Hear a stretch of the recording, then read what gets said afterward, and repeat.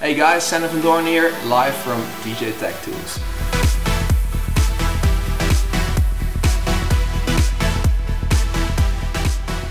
So I started producing when I was around 19 years old, and I started using Acid as a tool just to record small samples and just put them all together, and so you would have your track. I think I'm pretty dynamic when it comes to mixes. I'm always working 1 or 2 tracks just to be mixed in. I like short mixes, not too long of tracks.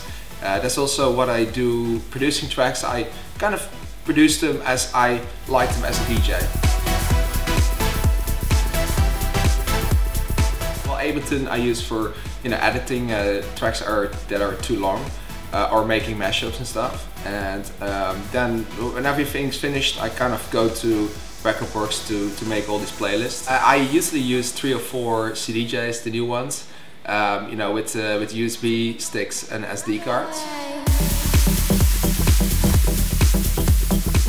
I kind of come from this background where I started playing with vinyl. So when it switched from vinyl to CD, I was pretty much freaked out. 900, yeah, I hate the 2000. Yeah, all the buttons are placed differently, so every single time you have to search for where everything is, and there's a little bit too much going on there. Yeah. So you can do a great set with the 900 mixer, definitely.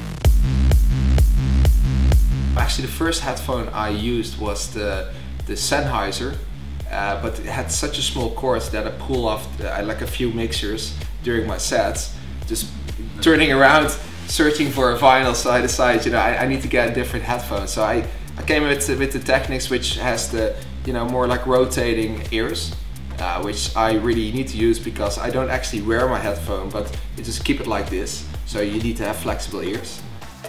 I'm producing more on the laptop these days as well on the road, just to prepare basic setups. I use Logic on the Mac. I use a lot more substance these days. Got a few really good speakers, the PSI, the 3-way speakers. Besides that, it's a pretty basic setup. I've got a few hardware synths like the Virus TI-1 and 2, like the Dave Smith Evolver. I use still quite a lot. I've got the Nord lead. Everybody has the Nord lead. You just gotta have them for the small sounds. I use the Nexus too quite a lot. It's possible to do a lot with just software.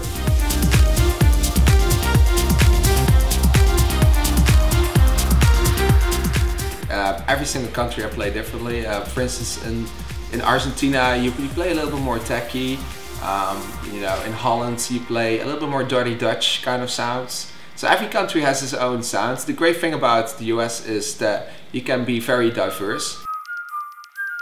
I think the list originates from a time where there wasn't any social media, and that's obviously becoming more and more important these days. So I don't think it really makes or breaks DJs, but I think especially for a starting DJ, it's a really good platform, to get your name out there. For me, it's a part of my career.